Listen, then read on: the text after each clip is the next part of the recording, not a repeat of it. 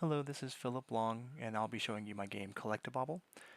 This game was made with the intent that the rules page must only be one page of document, and that the game must be completed within 30 minutes. So this game did have a lot of restrictions, but I ended up making something that's genuinely fun. My friends and I still play this pretty much all the time. Let me start with the basic rules. So each player, this two-player game, each player will take turns going around the board in either direction they'd like. Whenever they pass over one of these star pieces, they will collect a bauble of the corresponding color.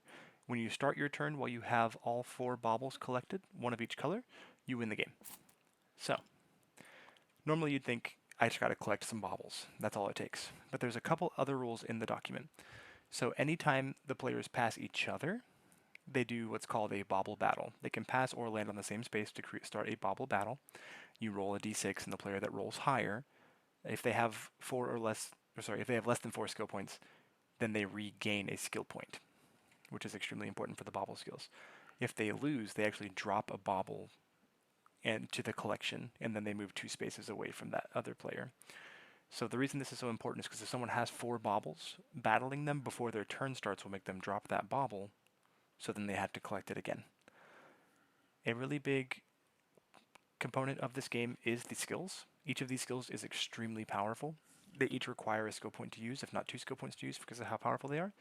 But in order to be able to use multiple of these skills, you'll need to be battling to earn more skill points. There is one other small mechanic that is in the game as well, and that is whenever a player lands on a diamond space, they enter the collection. Whenever you first enter the collection, you can pay 1 SP, and if you do, you take another turn immediately.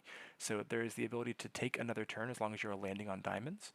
The ability to go from diamond to diamond is pretty simple. If you just roll 6s, this game could end up being a wash. I doubt that's possible.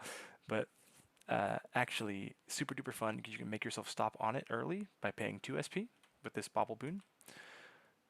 And then you can pay the 1 extra SP to take an additional turn. This can be the turning point of a game, and it also shows how well the mechanics interact and overlap with each other.